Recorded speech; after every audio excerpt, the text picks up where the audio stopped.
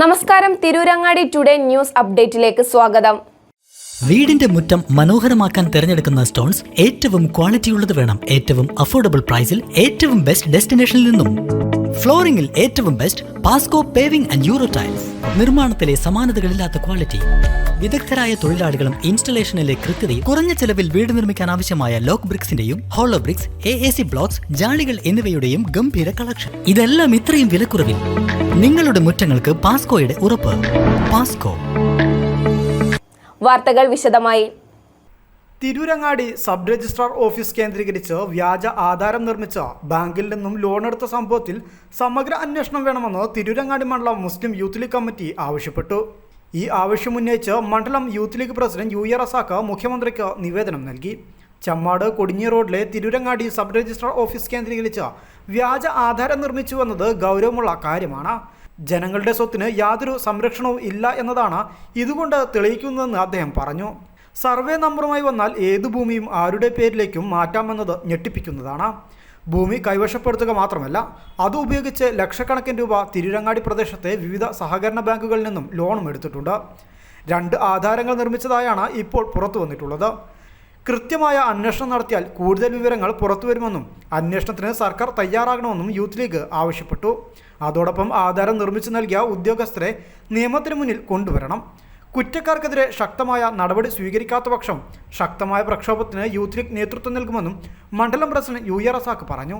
Tirurangadi sub registrar office കേന്ദ്രീകരിച്ച് വ്യാജ ആധാരങ്ങൾ നിർമ്മിച്ചതായി Tirurangadi police സ്റ്റേഷനിൽ പരാതികൾ പലതാണ്. ഈ പരാതിയുടെ അടിസ്ഥാനത്തിൽ യൂത്ത് ലീഗ് കഴിഞ്ഞ ദിവസം മുഖ്യമന്ത്രിക്ക് പരാതി നൽകിയിട്ടുണ്ട്. ഒരു സമഗ്ര അന്വേഷണം ആവശ്യപ്പെട്ടാണ് യൂത്ത് ലീഗ് പരാതി നൽകിയിട്ടുള്ളത്. നമ്മുടെ സ്വത്തിനും ജീവനും സംരക്ഷണം നൽകേണ്ടത് സർക്കാരാണ്. സ്വത്ത് ഒരു കേവലം സർവേ നമ്പർ മാത്രം കൊടുത്താൽ അവർക്ക് ആധാരം ഉണ്ടാക്കി കൊടുക്കുന്ന രീതി തുടർന്നാൽ അത് വലിയ അപകടമാകും. ഒരേ ഭൂമിക്ക് രണ്ട് പേര് അവകാശികളായിട്ട് വരുന്ന ഒരു സാഹചര്യമാണ് ഉണ്ടായത്. അത് തന്നെ വ്യാജമായി ആധാരം നിർമ്മിച്ച് അത് വിവിധ ബാങ്കുകളിൽ പണയപ്പെടുത്തി വലിയ തുകകൾ ലോണായിട്ട് സ്വീകരിക്കുന്ന നടപടികളൊക്കെ ഇവിടെ ഉണ്ടായിട്ടുണ്ട്. തീർച്ചയായിട്ടും ഒരു ബാങ്കിൽ നിന്നും 12,30,000 രൂപയും ഒരു ബാങ്കിൽ നിന്നും 10 ലക്ഷം രൂപയും പിൻവലിച്ചതായിട്ടാണ്, ലോൺ എടുത്തതായിട്ടൊക്കെയാണ് അറിയുന്നത്.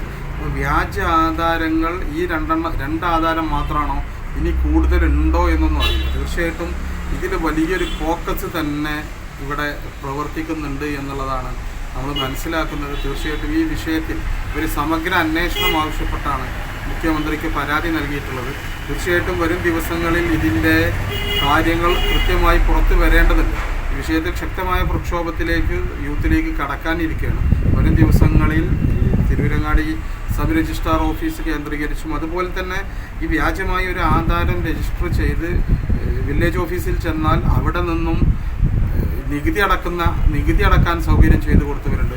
താലൂക്കിൽ പോക്കുവരവ് ചെയ്തു കൊടുക്കുന്ന ആളുകൾ, അങ്ങനെ ആ തരത്തിൽ എല്ലാ ഉദ്യോഗസ്ഥരും കൂടി ഒത്തുകളിച്ച് ഒരു ഫോക്കസ് തന്നെ ഇതിൻ്റെ പിറകിൽ പ്രവർത്തിച്ചു എന്നാണ് മനസ്സിലാക്കുന്നത്.